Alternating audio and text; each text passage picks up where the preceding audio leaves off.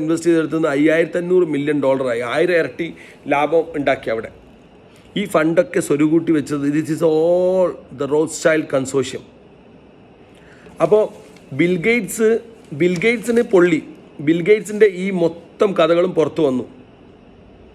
Bill Gates report ചെയ്യുന്നത് എപ്സ്റ്റീൻ്റെ കയ്യിലാണ് ബിൽഗേറ്റ്സിൻ്റെ ചരട് ഉള്ളത്. അദ്ദേഹത്തിൻ്റെ എല്ലാ വീഡിയോസും പിഡോഫൈലിക്കായിട്ടുള്ള വീഡിയോസും മൊത്തം ക്ലസ്റ്റർ വീഡിയോസും ഇയാളുടെ കയ്യിലുണ്ട്. എപ്സ്റ്റീൻ വർക്ക് ചെയ്യുന്നത് ആർക്ക് വേണ്ടിയിട്ടാണ്? റോത്ത്സ്ചൈൽഡ് വർക്ക് ചെയ്യുന്നത് ലോകത്തിന് നാശമുണ്ടാക്കാൻ. അതുപോലെ തന്നെ ബിൽഗേറ്റ്സ് പറഞ്ഞിട്ടുണ്ട്, my idea is to reduce the population. കാരണം ഇവരൊരു കൂർമ്മ ബുദ്ധി നോക്കണം. ഇവർ പറയുന്നത് എന്താണെന്ന് വെച്ചാൽ ലോകത്തിപ്പം പോപ്പുലേഷൻ വളരെ കൂടുതലാണ്. അപ്പം പോപ്പുലേഷൻ കുറക്കണമെങ്കിൽ we have to do some massive destruction. അതാണ് ഇവരുടെ പ്ലാൻ. ഈ കൊറോണ വൈറസ് ഇവർ ഇറക്കിയത് തന്നെ കുറേ ആൾക്കാർ വൈറസ് വന്നിട്ട് മരിച്ചു പോകും. അത് കഴിഞ്ഞിട്ട് ഇവരുണ്ടാക്കുന്ന മരുന്നോ രക്ഷപ്പെടാനെന്ന് പറഞ്ഞ് വ്യാജാൻ ഇവർ കൊടുക്കുന്ന മരുന്നാണെങ്കിൽ ഹാർട്ട് ബ്ലോക്കും ഹാർട്ട് ക്ലോട്ടും ത്രോംബോസിസൊക്കെ ഉണ്ടാകുന്ന സ്ട്രോക്കും ത്രോംബോസിസൊക്കെ ഉണ്ടാകുന്ന ഹൈലി ഡെഡ്ലി ആയിട്ടുള്ള മരുന്നാണ്. ഒരു ടെസ്റ്റും ഇല്ലാതെ ലോകത്ത് ഏതൊരു മരുന്ന് കണ്ടുപിടിച്ചാലും മെഡിക്കൽ ഫീൽഡിൽ വർക്ക് ചെയ്യുന്ന ആൾക്കാർക്ക് അറിയാം, മിനിമമാണ് 5 to 10 years മിനിമമാണ് അതിൻ്റെ റിസൾട്ട് കിട്ടാൻ. ഈ മരുന്ന് ഈ മനുഷ്യരിൽ എങ്ങനെ പ്രവർത്തിക്കുന്നു, ഈ മരുന്നിൻ്റെ എന്തൊക്കെയാണ് ഗുണങ്ങൾ, ഈ മരുന്നിൻ്റെ എന്തൊക്കെയാണ് ദോഷങ്ങൾ, ഏതൊക്കെ ഏജ് കാറ്റഗറിയിൽ.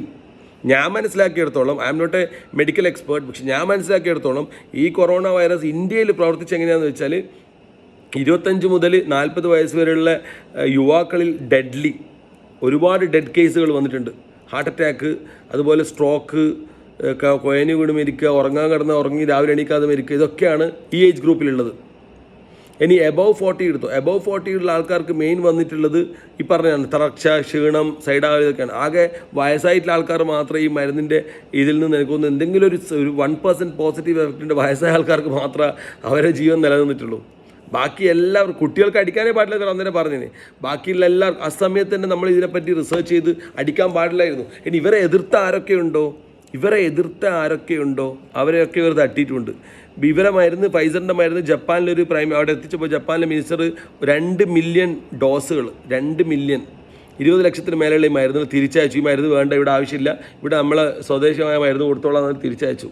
അയാളെ കുറച്ച് കഴിഞ്ഞപ്പോൾ ഇവർ തട്ടിയിട്ടുണ്ട്. അതുപോലെ തന്നെ റോത്ത്ചൈൽഡിൻ്റെ ബാക്ക് ഹിസ്റ്ററി പറയുകയാണെങ്കിൽ ഈ ബാങ്കിങ് സിസ്റ്റം അല്ലെങ്കിൽ പൈസ ബാങ്കിൽ കൊണ്ടുപോയിടുക, ബാങ്ക് നമുക്ക് കടം തരിക, ഈ സിസ്റ്റം നിലനിൽക്കുന്നതിനെതിരെ ആര് സംസാരിച്ചാലും അവരെ ആ സമയം തന്നെ ഇല്ലാണ്ടാക്കാനാണ് റോത്ത്ചൈൽഡ് ശ്രമിക്കുക. കാരണം റോത്ത്ചൈൽഡിൻ്റെ ഏറ്റവും ബ്രെഡ് ആൻഡ് ബട്ടർ എന്ന് പറഞ്ഞാൽ ബാങ്കിങ് സിസ്റ്റമാണ്. ലോകത്തിലുള്ള എല്ലാ ബാങ്കുകൾക്കും കടം കൊടുക്കുന്ന ആരാ?